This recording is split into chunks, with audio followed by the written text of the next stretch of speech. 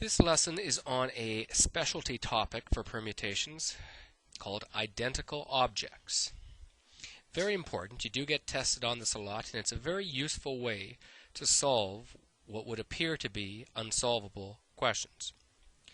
So to begin, an example. How many permutations can be made of the letters of the word jerk? Well, as you well know, you could look at it like this. We have four choices to start with for the first position, then 3, then 2, and then 1. So this would be equal to 24, which also could be written as 4 factorial, which would be recommended, or if you really wanted to go all out, you could go pick 4 letters, and you're picking 4 of them. No big deal. Let's take a look at another question, very similar. How many permutations can be made of the letters of the word goof? Well, same choice. 4 letters, so 4 choices for the first, 3 for the second, 2 for the next one, and then 1. However, you will note that we have 2 identical objects.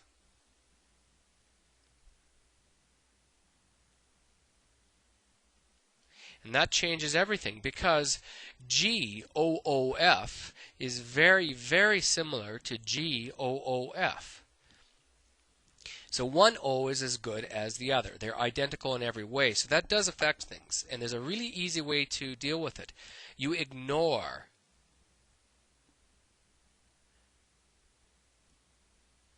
the identical objects. That's a good strategy for lots of things. We ignore the identical objects and we arrange them the way we think 4 letters should be arranged.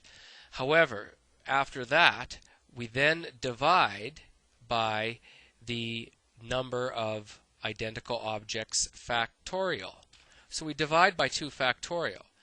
So this means our answer is going to be 24 divided by 2 factorial, which is 2, which is equal to 12 permutations. And that's the method that we always use. There's no real formal way to describe it or nothing that's makes any sense, but that's the method. Now you could also write this, of course, in fact most people will, as like 4 factorial divided by 2 factorial. That's the more common way, but it really doesn't make any difference.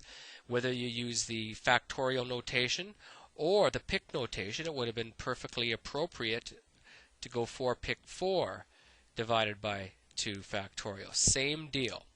You just ignore the identical objects, arrange as you would normally, and then divide by the 2 O's factorial.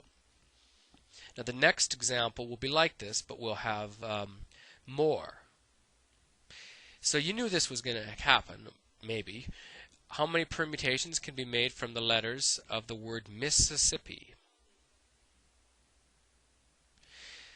So we ignore all these letters, or all these repeated letters, and we say we have 11 choices because there's 11 letters, I believe. 1, 2, 3, 4, 5, 6, 7, 8, 9, 10, 11, and then 10, then 9, then 8, then 7 choices, then 6, then 5, then 4, then 3, 2, 1, and work all that out, and then divide your whole answer. Well, we have 1, 2, 3, 4 S's, so we divide by 4 factorial. We have 1, 2, 3, 4 I's, so we have to divide by 4 factorial for the I's. And then 2 P's, so 2 factorial for the P's. So really, this on your calculator, you would go 11 factorial divided by 4 factorial, 4 factorial, 2 factorial. Now there's a couple ways you can enter this one in because you want to make sure you're careful with this because people do make mistakes. And the best way is to remember what 4 factorial is equal to, and then that will save you a little bit of grief. But failing that, we do have a few other choices. So you can, on your calculator, you can go 11 factorial divided by, open bracket, 4 factorial times 4 factorial times 2 factorial. That will work, although it is a little awkward. And that should give you 34650 permutations. Now that's a lot of extra work. So to streamline it a little bit, most people will either do one of the two remaining ones. They'll go 11 factorial divided by, they won't put a bracket up, but they'll just make sure they divide by everything on the denominator. So you divide by 4 factorial, divide by 4 factorial, then divide by 2 factorial. And then you'll get the same answer. Or my personal favorite, 11 factorial. Well, I know that 4 factorial, 4 times 3 times 2 times 1, is equal to 24. So I just divide by 24, and I forget about the probability menus, and then I divide by 24 again. And then 2 factorial is 2. So that way I don't need brackets, and I don't need to do the factorial. Now, obviously, that wouldn't have worked as well if you had like 8 factorial on the denominator or whatever, but it does work generally.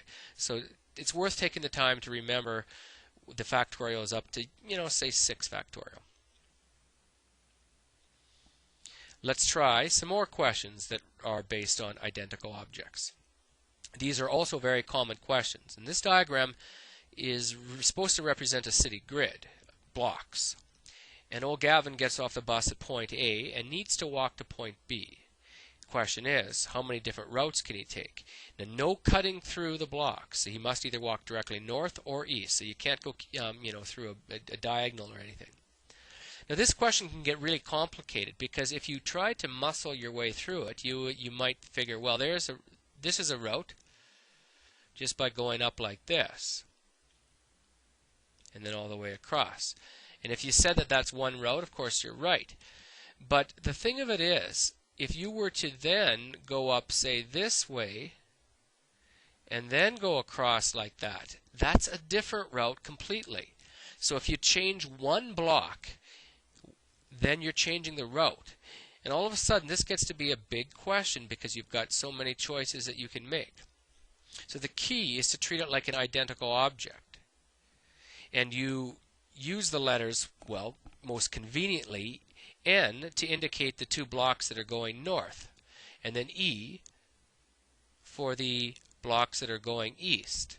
And in fact, in whichever order you choose to do it, you must be going 2 blocks north. And you must be going 1, 2, 3, 4 blocks east in any order you want. So really, you're just arranging these letters. And with identical objects, you will note that you have 6 total letters. You have 2 N's and 4 E's. So it would become 6 factorial divided by 2 factorial divided by 4 factorial. And that should give you 15 different routes.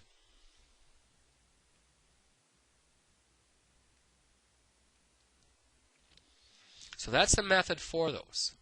Let's take a look at another, or 2 more that are like this. How many routes from A to B? Now the thing of it is, when you get a setup like this, you must pass through this middle point. And what I would advise you to do is assign a letter to that, say A prime. You don't have to, you could call it C or whatever like that. And then you're doing 2 things. You're going from A to A prime, and then you're going from A prime to B.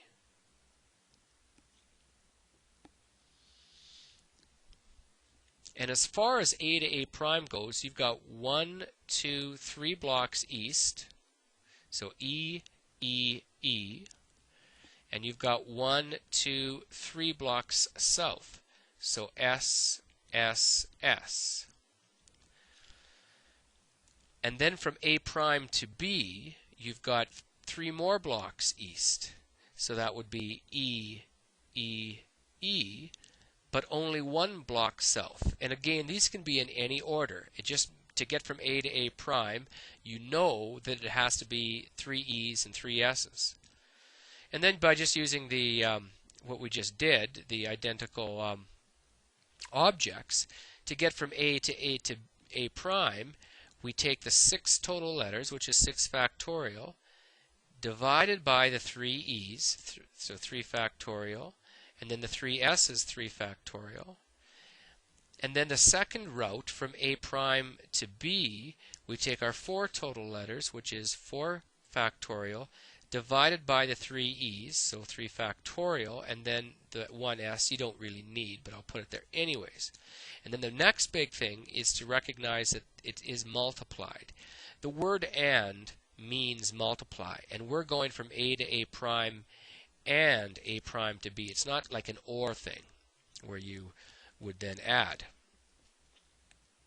So work this one out. 6 factorial is 720, divided by 3 factorial is 6, divided by 6 again, and you'll get 20. And the second part, 4 factorial, is 24. And 24 divided by 3 factorial, 6, divided by 1 is 4. So we get 20 times 4 is 80 routes.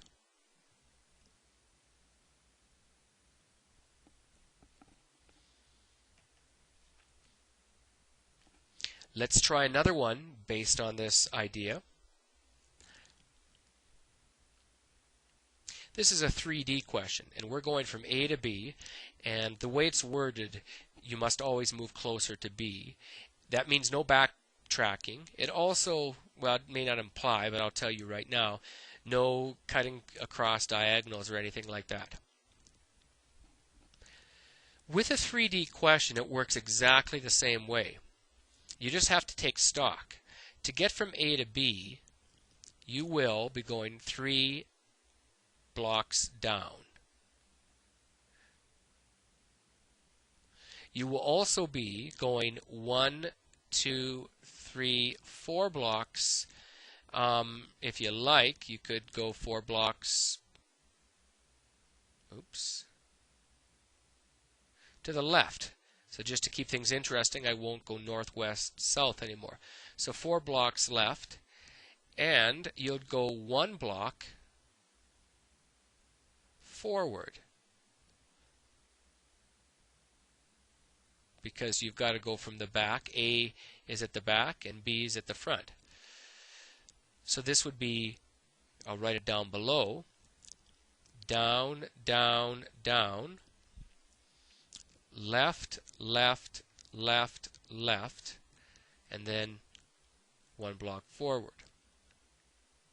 Add these together, you got 8 letters, so that's 8 factorial divided by your 3 D's, so that's 3 factorial, divided by your 4 L's is 4 factorial. And if you want, put the 1 factorial there, but it really doesn't matter. 8 factorial, most people don't memorize that one. But take that answer, divided by 3 factorial, that is divided by 6, divided by 4 factorial is 24, and you should get 280 routes.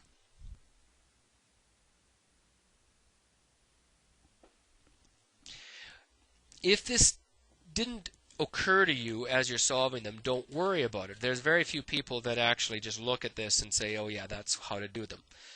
So you have to be trained to recognize it. I'll bring up a new screen, and now let's try some more identical objects, but get away from the route problems. A car manager wants to line up 10 cars of identical model except for color. There are 3 red, 2 blue, and 5 green cars. Same model, they're just different color. How many possible arrangements of the 10 cars are there if they are to be lined up in a row with a blue car at either end?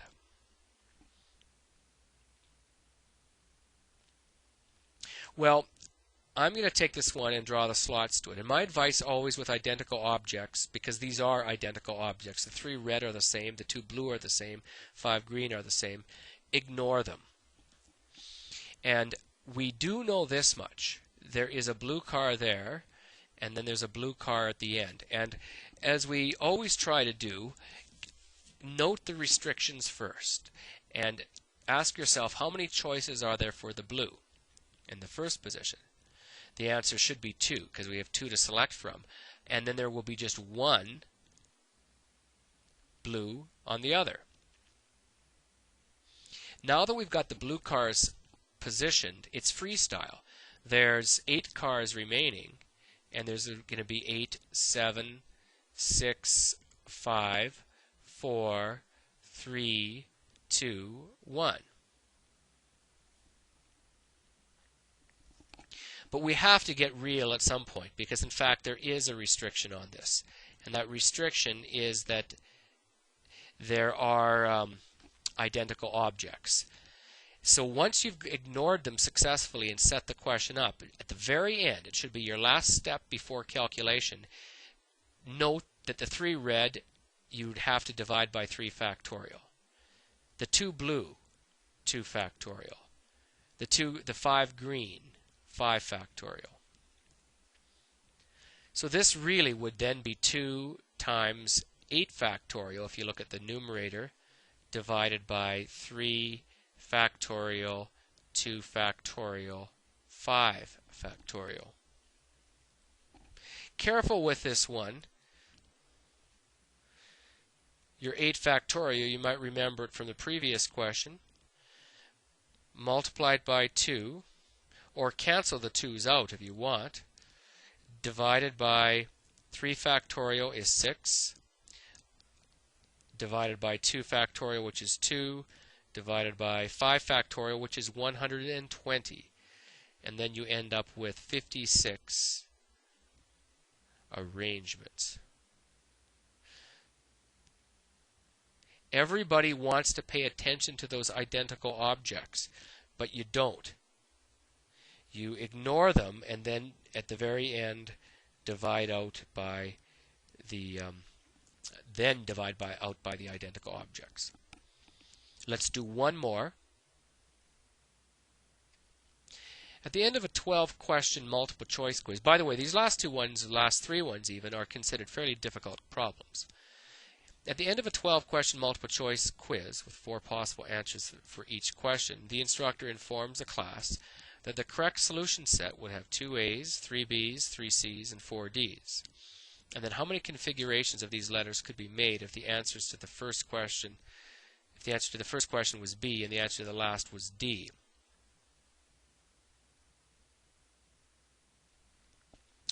Well, we look at this, and you have to get a sense of what's going on.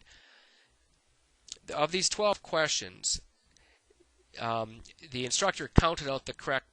There should be 2 A's, there should be 3 B's, there should be 3 C's, and there should be 4 D's. So everybody who's looking at their test, if they've got it there, is comparing theirs to what is what they know to be correct. Now, obviously, if you don't match up with that, you know you didn't get 100%. But what's interesting about this, you could count this up after you wrote the quiz, and you could feel that you got the right, you must have 100%, because you got exactly 2 A's, exactly 3 B's, exactly 3 C's, and exactly 4 D's. But really, you may not have got all these answers right. You might even have got a B in the front and a D at the end. So let's work this one out. Now, there's 12 questions, so I'll draw 12 slots. 1, 2, 3, 4, 5, 6, 7, 8, 9, 10, 11, 12. The first one is a B. The last one is a D.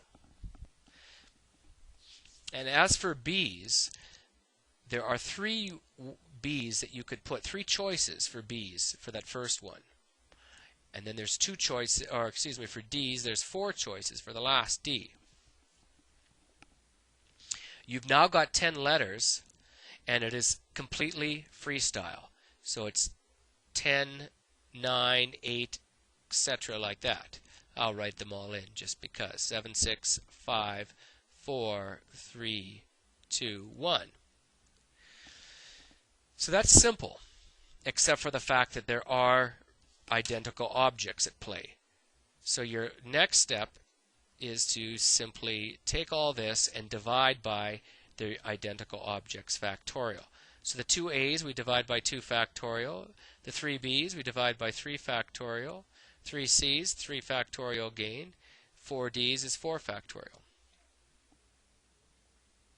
Now this would more likely be set up as 3 times 4 times 10 factorial